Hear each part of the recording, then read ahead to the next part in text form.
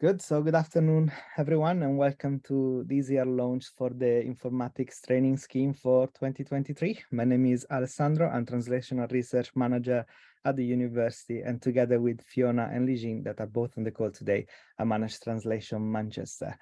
So today is about introducing the Informatics Training Scheme, giving a bit of information on how to apply for it and what to expect from it.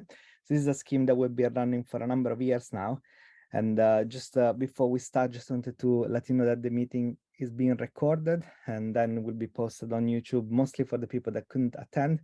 Demand is normally high for this scheme, and we are hoping to publish this webinar online for the people that couldn't attend today.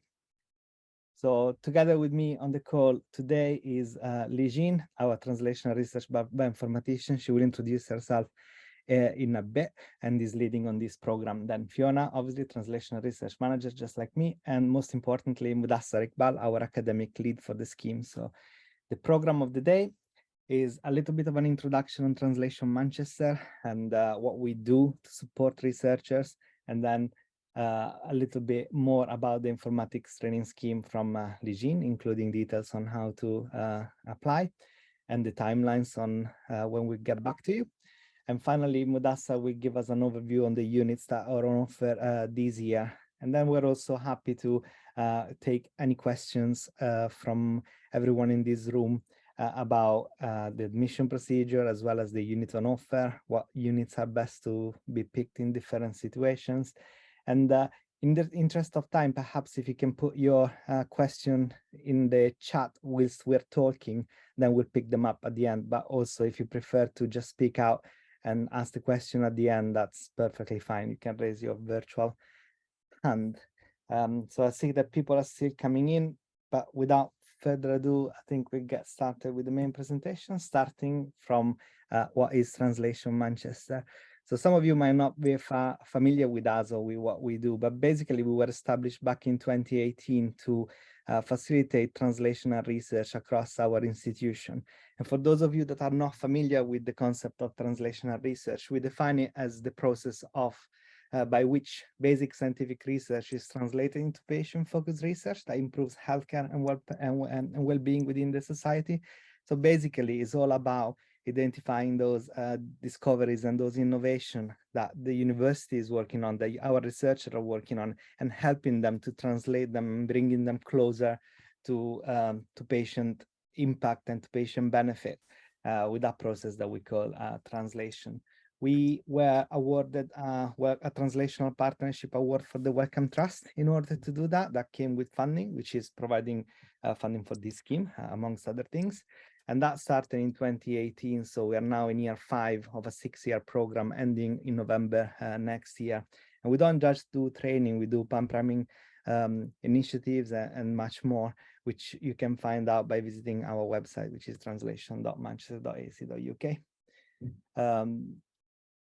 Just to give you a little bit more background on what we're trying to achieve, we define this translational roadmap for discoveries through starting from the pure basic research to gain knowledge.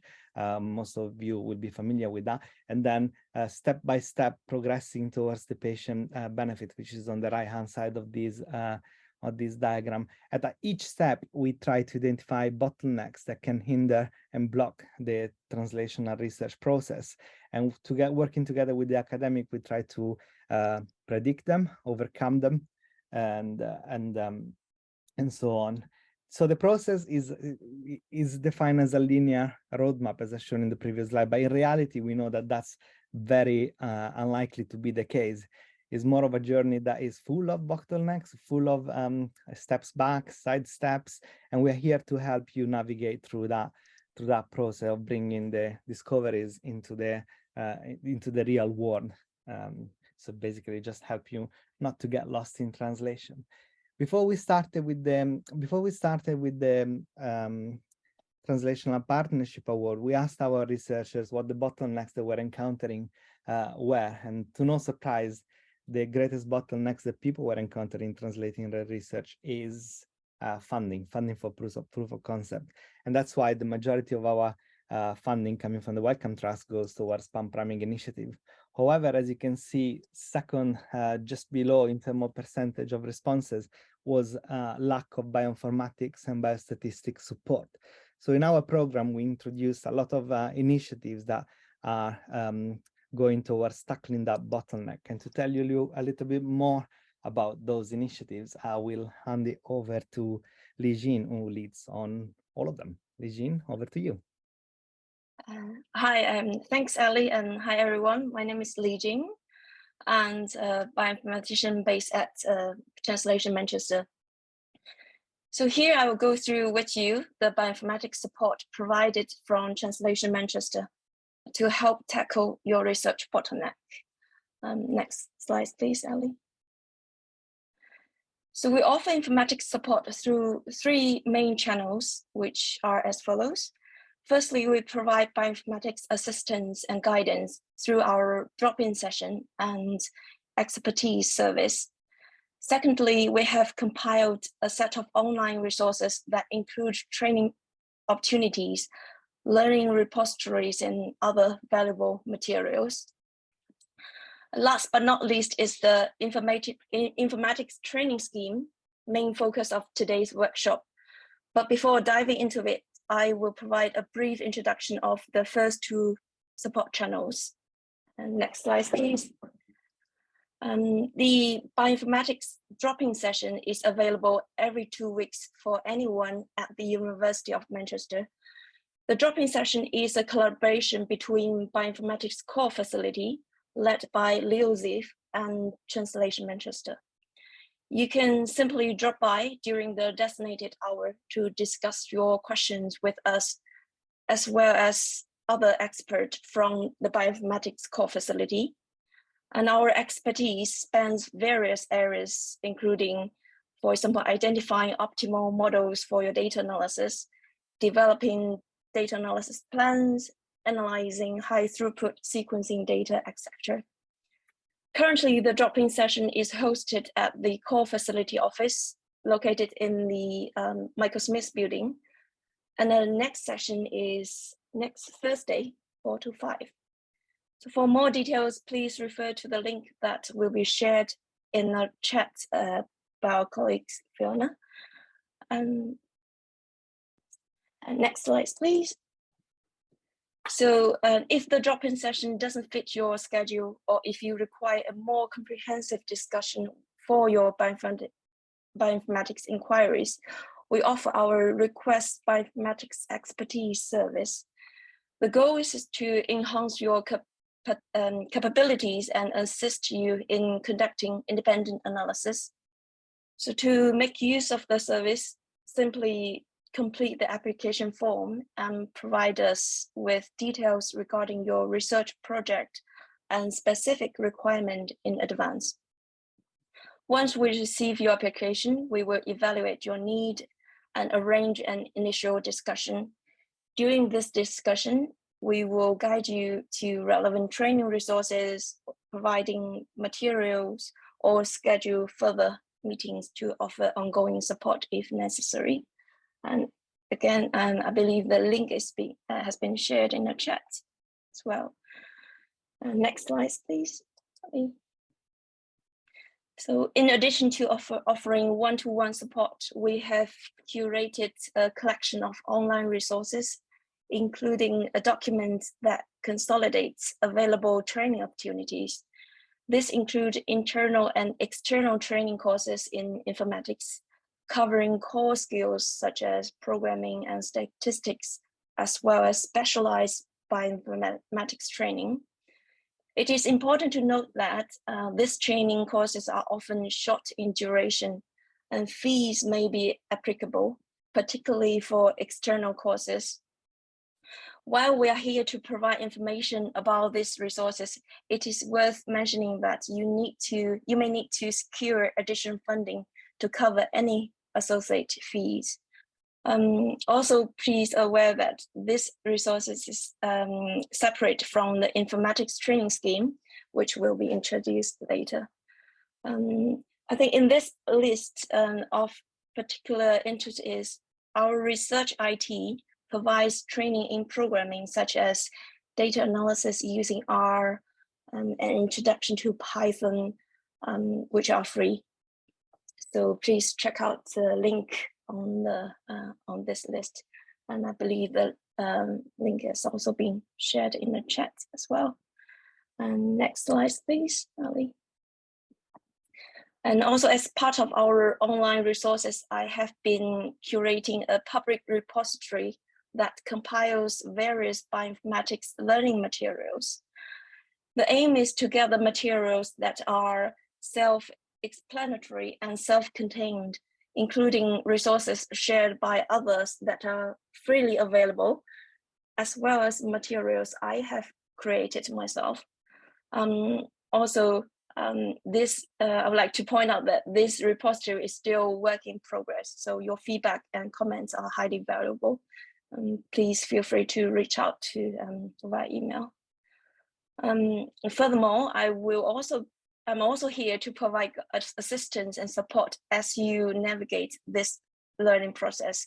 So if you have any questions or need guidance, don't hesitate to ask. And you can also find a link in the chat.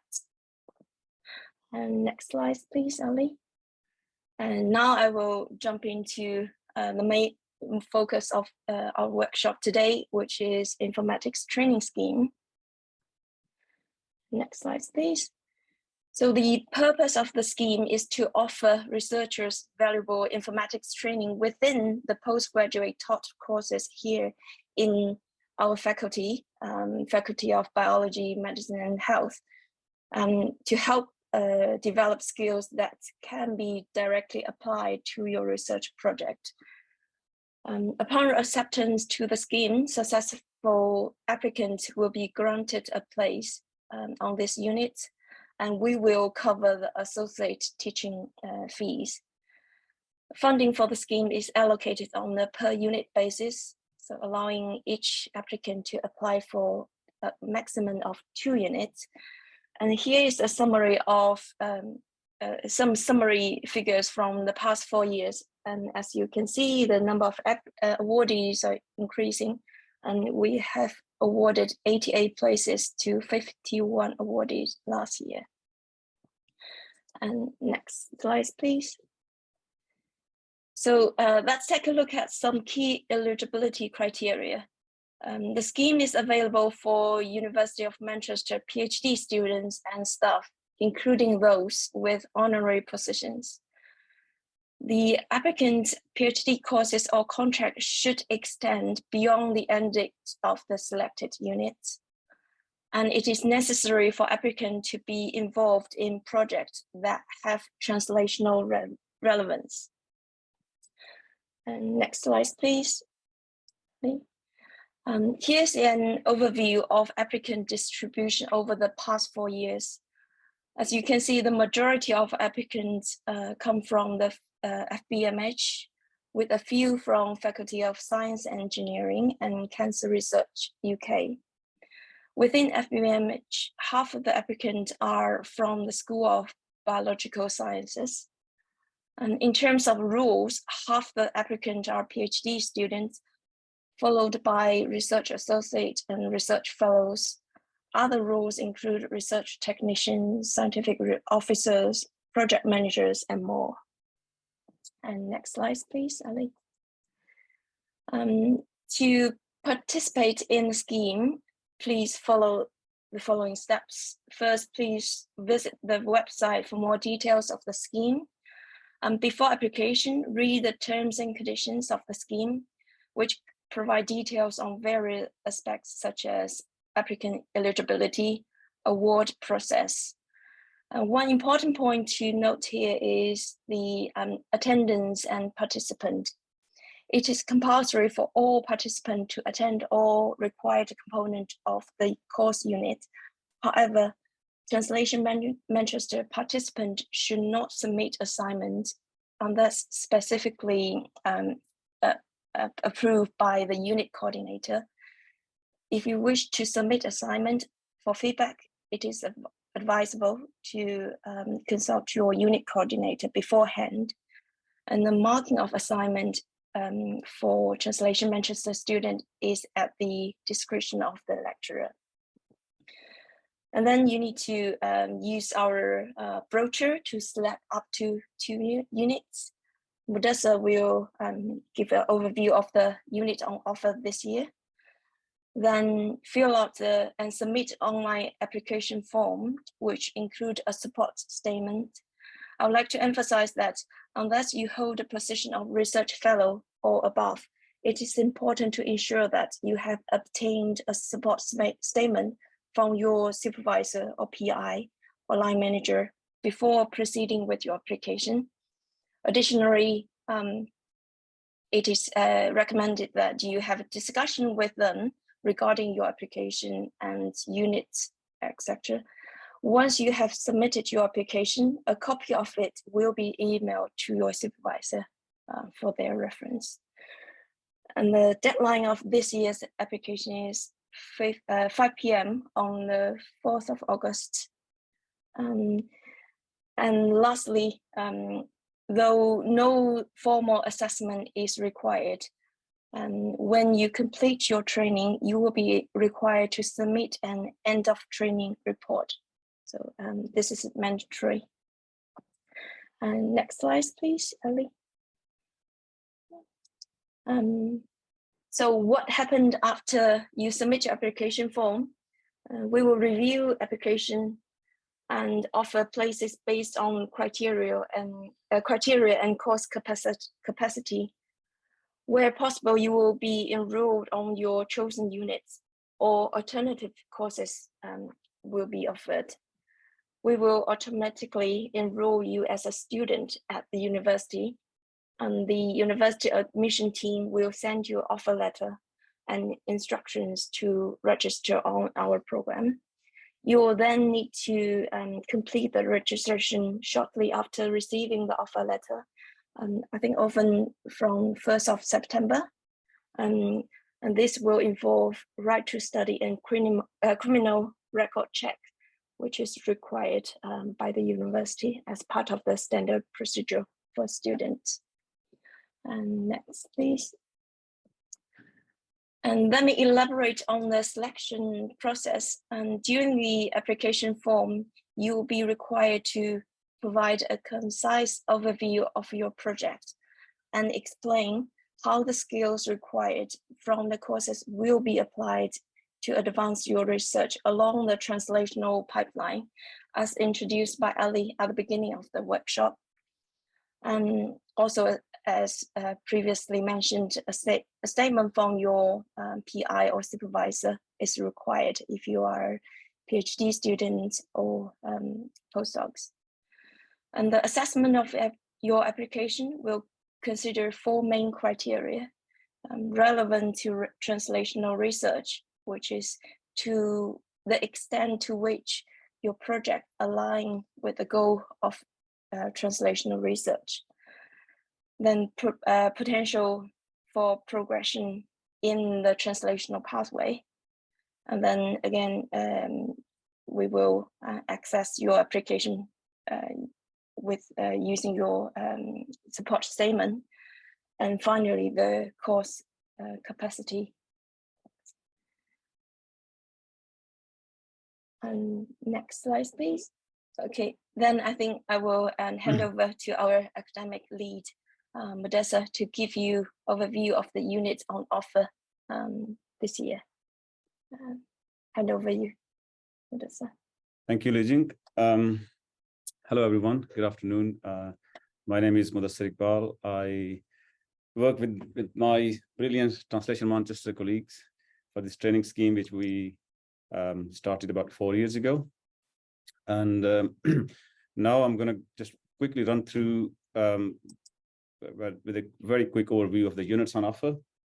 The choice this year is a little bit limited compared to last year, but we have more kind of sport options for bioinformatics, which Lijing has touched on. Couple of points to start with. So as you know, this is the courses we're offering, the units within the courses we're offering. These are basically existing postgraduate courses. So they are not really specifically designed for this training scheme. Secondly, these should not be taken as a kind of bespoke training for specific data analysis. If you want to carry out certain as part of your project, this is more like training within those units. And as you'll see, we'll go through the units. So there are different courses with the very similar sounding names, but the content could be different in terms of depth covered, in terms of the focus of that specific program, like clinical bioinformatics versus bioinformatics. So when you decide, when you choose units, you have to really think about this, look at the contents, talk to us, we can help, talk to your PI, and make a right kind of choice. So we'll discuss these points as we go further. Next slide, please. So the first up is this MSc in Bioinformatics and Systems Biology, which is basically which caters for students with different background from biology, from maths, computer science, who wants to gain skills in this area. The units, there are 4 units on offer this year. First is programming skills, which is basically Python and Java programming using an online co-calc environment, which is quite easy to use. Programming is taught with the focus on biological applications and with the biological data handling. So you are being taught Python, but with the specific focus on biological applications. This is 12 hours lectures with about 20 odd hours practicals. And this is the kind of course which you want to take if you want to start Python programming from scratch. Bioinformatics module is basically covering quite a wide introduction background to bioinformatics field, with discussion on practical tools and techniques, bioinformatics databases, and a bit of focus on few areas, for example, sequence analysis, genomics. I think quite a light touch on transcriptomics and proteomics as well as on molecular evolution and phylogeny. And it's quite a kind of broad unit covering quite a bit of bioinformatics space. Computational approaches to biology. This is an interesting course given its name. So basically this is 3, possibly 4 different areas which are put together in this unit, which could have been a unit on their own. So this was, because of this, it has been a tricky choice for in the previous years. So the areas which it covers, I'll lump them into 3. First one is large scale data handling, dimensionality reduction like PCA, also more advanced methods like GPLVM, for example, clustering, data visualization, general data handling. Second part, probably second and third part, focuses on modeling biological systems with techniques ranging from differential equation-based models to constraint-based modeling, Boolean networks, biological networks, etc. And third part is next-generation sequencing, which also includes an RNA-seq workflow, which is at the end. So as you can see, this is they are related, very useful, but still depending on what you're looking for. So you'll have part of it quite useful, part of it not so useful, part of it easy, part of it is difficult. So there's a kind of choice to things to consider.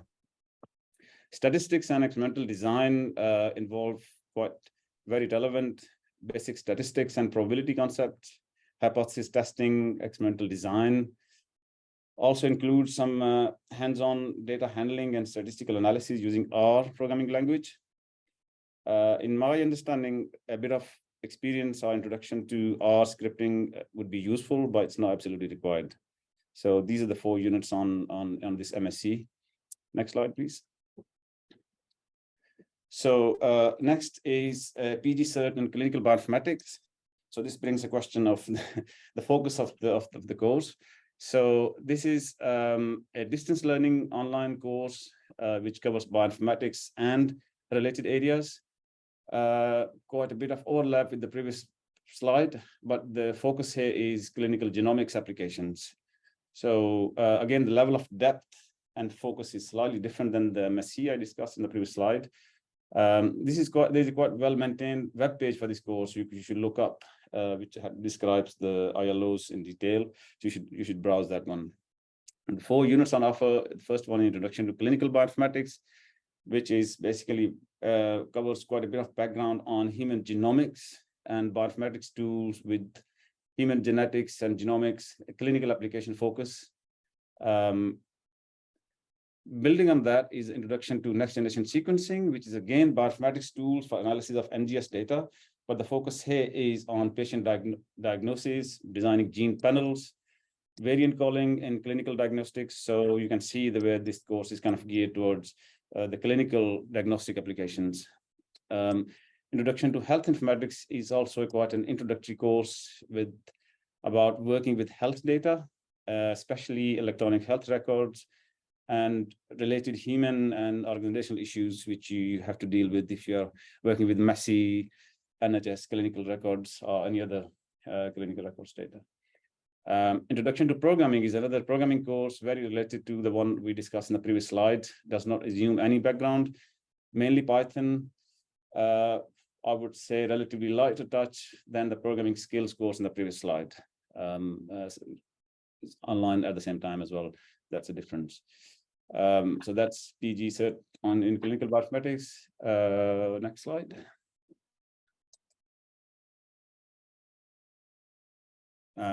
Okay.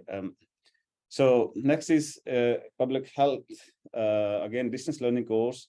So this one is mainly catering for public health professionals. And there was a long list of courses which were available. We have chosen few listed here with in mind that most of them would be covering quite a bit of space in informatics and statistics, research methods, like applied epidemiology, digital health, population health. I will not go through these units one by one. I know least about these, but if you are interested in this one, any of these units, we can discuss that in specific more detail. So I was thinking that this might interest some people, but maybe a little bit away from the kind of typical bioinformatics and informatics space we are looking at. If you are interested, please do get in touch. We can talk more. Next one. So besides the postgraduate courses I described earlier, we have included this 5-credit self-led introductory research methods units on basic statistics, Python programming, as well as machine learning. So the compromise here is that what you want to do, if you want to have a foot in the door on these areas, like you want to understand basic statistics, just to kind of very tester on Python programming or machine learning. So these are the right courses. So you can do on your own time, quite very basic kind of foot in the door kind of understanding of these areas by which you can build on further to go deep into on a different course or self-learning, etc. So these are available to you. So next one. Also, we just want to mention that you have these 2 MOOCs which are available free for anybody to use. You don't have to actually register through our program, I understand, but these might be useful resources for you given your circumstances. And finally, the point I touched on earlier, which is quite important in terms of making the right choice, because there's quite a bit of overlap in terms of content, names, and programs. So I try to make this scenario here.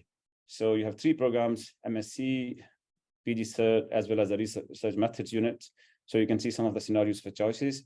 So let's say programming units in different courses. I would start from research methods to PG Cert to MSc in terms of increasing depth of which is covered, right? So you can kind of visualize this, the kind of depending upon what you're looking for.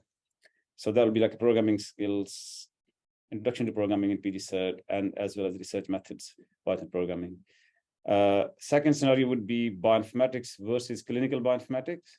So again, there will be quite a bit of overlap, but main issue will be the question is the focus of the course. If you are interested in more clinical applications of bioinformatics in diagnostics and variant calling, or more background in the field, right, with a little bit of focus on sequence analysis, evolution, and phylogeny. Also, introduction to statistics and research method versus statistics and experimental design, which the second one later is more in detail, covers quite a bit of area, but the research methods one give you just a very simple starter. In terms of NGS courses, so you have a little bit component in computational approaches to biology, which is on more RNA-seq transcriptomic focus, I gather. But the introduction to NGS in PG Cert is more in terms of clinical applications, again, of the DNA sequencing data, right? So you should consider these choices, look into the course contents, talk to us, talk with your colleagues, and make the right choice, okay? And I think that's it from me, and we can discuss if you have any questions, dig into more. Okay. So I think there is a couple of questions in the chat, and I would start from those if it's okay for everyone. So the first question was from Lina about how do we evaluate the relevance of PhD project to translational research. So I can probably pick that up, I suppose. So what we want to see, Lina, is basically that there is some translational angle in your research project. So that can be quite high level. So we want to see that your project perhaps is addressing an unmet clinical need. It doesn't need to be close to generating a treatment for patients or anything like that, but there has to be in what you do something that is directed towards patient benefit. So it cannot be just research for the sake of gaining knowledge. If I go back perhaps to the slide that the translational roadmap might be easier to explain a little bit better. So basically, we're looking for a disease focus for which you're trying to find a proof of concept for a novel treatment or a novel intervention, but also like if you're studying perhaps changes in practice, which are not necessarily leading to a treatment as such. So anything that really is focused on creating a patient benefit. So I don't know if that answers your question, Lina, if you want to speak out or just put in the chat that you're happy with the answer.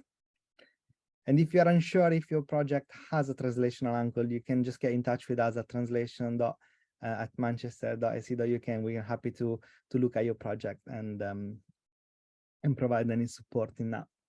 So your other question was about the offered units, and I think we kind of covered that in Mudassar part of the presentation, and also with the brochure that has been linked in the chat before. We can probably put the link to the brochure again in a minute. So I think we can probably skip that. The other question is... Maybe, sorry, Alessandro, maybe I can just add to Lina's question. So if you are, I just want to make sure that you're not being put off by the keyword. So if you are not sure, you basically talk to us.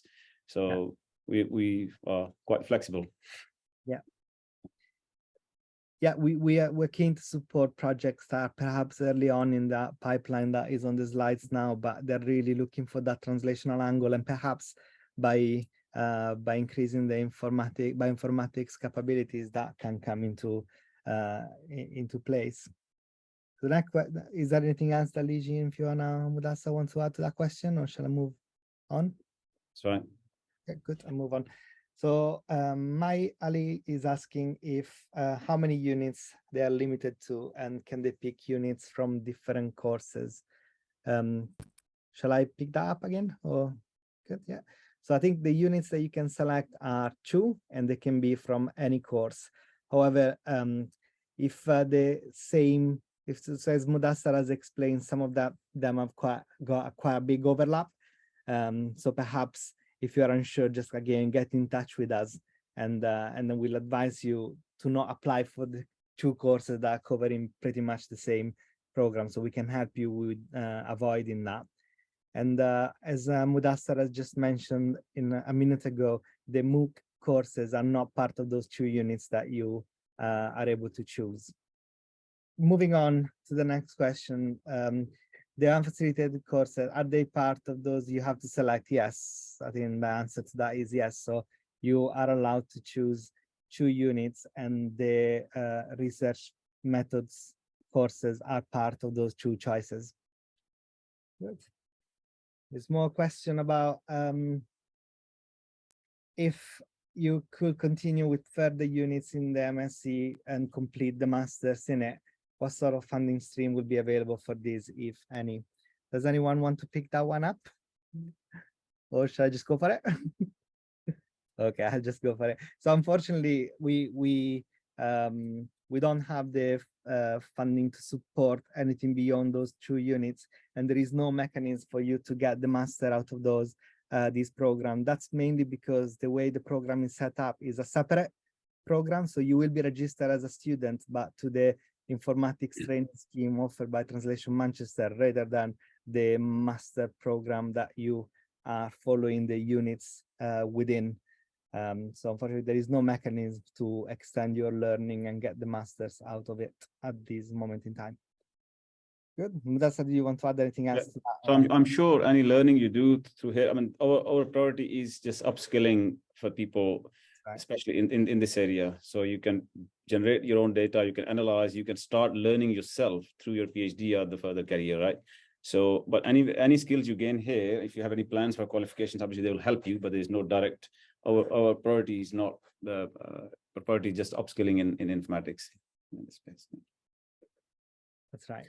And also, I just want to mention that this year, although we have a slightly limited choice than last year, so by people, you should really look into those links which Fiona has put in the chat in terms of bioinformatics support, wider bioinformatics support. There are so many courses. Lijing has done a wonderful job in collating all those resources, which I think they are really useful. You can do them yourself, talk to Lijing, and discuss your specific problems as well as you can enhance your learning through those training courses. I think they are quite useful resource. That's a good point, Mudasa. So basically, even if you do enroll into this program, that doesn't mean that you cannot access the other services that Lijing has mentioned before. Actually, we encourage you to do both if needed and complement that learning that you get through the Informatics Training Scheme. There is another question about someone is asking if they need to extend their current PhD course to apply to this training opportunity. So again, I think I can probably answer that, but please jump in if I say something wrong. So I don't think that's the case. You don't need to extend your PhD course to attend this. Those are 2 independent registration that you have as a student to the university. However, what we do ask is that your PhD goes beyond the dates of the course that you're applying for. So if you are in year 3 and your PhD ends, let's say in February, and you're going in a course that starts in February, that's probably cutting you off from the eligibility criteria. So your PhD needs to go beyond the end date of the course that you're applying for. Although there is a lot of courses, actually, in the majority of them that will be in the first semester. So that if your PhD ends after the first semester, that's okay. Is that course that you're applying for that needs to be within the timeline of your PhD? Is that a fair answer, Fiona, Lijing, and Mudasa? Yeah. Can I just add, if a scenario could be, Alessandro, that somebody who is in the 3rd year of PhD starting in September, let's say, so they have 1 year left, or they are within the 3rd year, and a lot of people will extend to 4th year or thesis pending. So in that situation, would they be eligible or would not be eligible? I think if we have confirmation that they will be around by the time that the course finishes, Okay, with the supervisor or the doctoral academy, if they're part of one of those courses, then it's fine. What we don't want to do is assign places to people that then are gonna go and have people that will be here losing that opportunity. So we just need that reassurance from the applicant. And again, get in touch with us to discuss your specific situation if it's a bit not fitting within those definitions. Good. If that answered the question, we can probably move on to the next one from Jacob. I think this is gonna be one for you, Mudasa. no, that's fine. I can pick that up. So Jacob, I think certainly there's nothing for ATAC-seq in this units which I can see. RNA-seq is probably, so you have to choose 2 and one of them, the computational approaches to biology. If you're happy with the rest of, I think you are, because you said you modeling biological systems in terms of metabolism. So not metabolism per se, but general techniques for modeling biological systems. They will be in that course, computational approaches to biology, which is quite, you have to commit to that course. It's quite a bit of content in that one. ATAC-seq, unfortunately, nothing in there. But for that, I would say, talk to Li Jing, look at those resources. She has collected quite a bit on analyzing ATAC-seq and ChIP-seq data. So I think that unit plus online resources and talking to Li Jing will be the answer. Is that okay, Jacob? If you want to say anything, you can unmute yourself. I think we got... that answers my question. Thank you. Okay, thank you. Fantastic. So keep the question coming so we can go through them. The next one is about individual certificates for the units taken. So the answer to that, again, I can pick this up, is we don't release certificates unless you ask us for one, but we can release one if you need one. So at the end of the course, get in touch and we check that you actually attended, and we can provide a certificate for each unit or one certificate for both units, whatever is preferred. So I hope that is answering the question. The next one, I think it's going to be for either Mudassar or Li Jing, because I don't have the answer to this. Yeah. So which units are not delivered online? Yeah. I can take. So which units are not delivered online? So my understanding is the MSc Bioinformatics and Systems Biology, all units will be in face-to-face. They were online, obviously, during the last last year. They were not, probably hybrid or something. But no, I think this year they are online. So the first slide, basically, MSc Bioinformatics and Systems Biology units will be in person. This is my understanding. And again, I suppose if you're not sure and you want to come to us with a specific course in mind, we can check if this year that's going to be online or not. But the only one that are fully online, if I remember well, are the PG Cert. PG Cert and also the health, public health ones as well. That's right. Good. Moving on, unless Li Jing, you got something to add, moving on to the next question. Lina is asking if those courses are offered more than once a year. And the answer to that, I think, is no. Obviously, the research methods unit, you can do them at your own pace whenever you want. For the after you're added to the unit, which is on an online platform, you can do it as your own in your own time. However, the other units are bound to master courses, and they are either in the first or the second semester. And those dates are in the brochure, in the tables that we've just shown in this presentation as well. So I think hopefully that answered that question. For the next one, can you explain about computational courses again? I can no longer see the chat. So is it the computational approach? Oh, computational approaches to biology. Right. Okay, that's fine. So computational approaches to biology, I just wanted to emphasize, because this course, the name is very generic. So it's a computational approaches to biology. This could be anything, right? So everything, the way this course is kind of designed, it has, if you look up the course content on their unit webpage, so it says that you have these 3 areas, which one is more like data handling, data visualization, dimensionality reduction, clustering. So this is kind of one chunk of the course. And the second one is more like a modeling. So which different techniques like using differential equation-based models, the Boolean networks, etc. And the third is more like a next generation sequencing analysis with the RNA-seq example. So I just wanted to emphasize that these are the 3 sub units, if I may call, within this computational approaches to biology. So name might be, but from the name, if you're attracted to the course, but you need to look into this. So these, you might like the first data handling and visualization clustering course, but the second part, modeling, could be quite involved. So you need a little bit of background in modeling techniques. And the third one is, again, a bit more on sequencing analysis. So I just wanted to highlight that aspect of this specific course. I hope this is useful. Good. No. I just posted a link to that particular unit to read further details. When you go on the brochure, each unit has a symbol on the top right-hand corner, and if you click, it should take you out to the University of Manchester page for that particular unit with further details. And again, if that doesn't answer your question, get in touch with us and we'll try to answer them offline. Good. Let me just see if there was any other questions. So I think in the chat we ran out of question. If you have any other question, this is the time to ask it. You can either put that in the chat or raise your hand and ask it.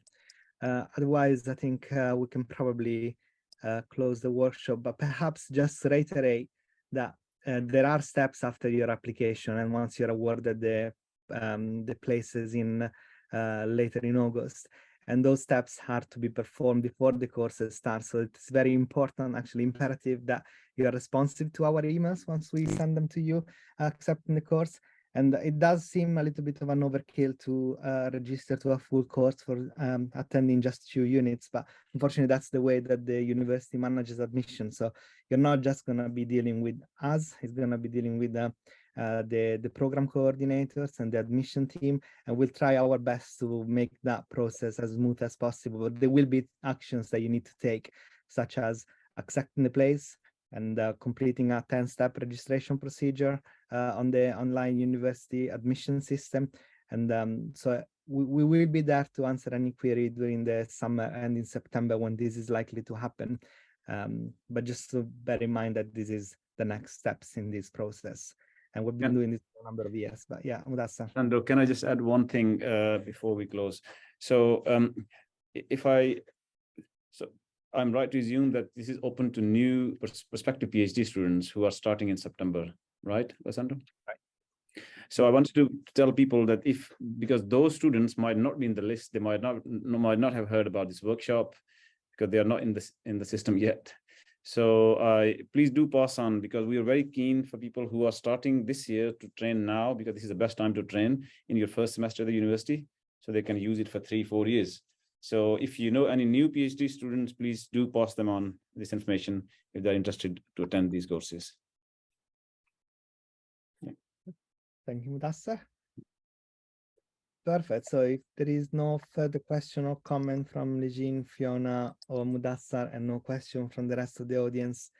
Hello, I was going to say I'm going to post a link to our Translation Manchester 2023 event, which is focused around supporting ECRs in their translational research journey. So feel free to sign up. You can sign up and submit a poster for which there are poster prizes. And for those that are ECRs and not PhD students, unfortunately, there is a conference travel award up for grabs as well. Okay, so I'll post the link now. Thank you. Thank you, Fiona. That's very important. So the application should open at 2 o'clock. The form is very quick to fill in, and the link is available also on our website. This is for the informatics, where for the event you can already register at the link that Fiona has provided just now. Okay, so we look forward to receive your application before the 4th of August. And if you've got any other questions, just get in touch with us at translationalmanchester.ac.uk. Thank you all for joining us today.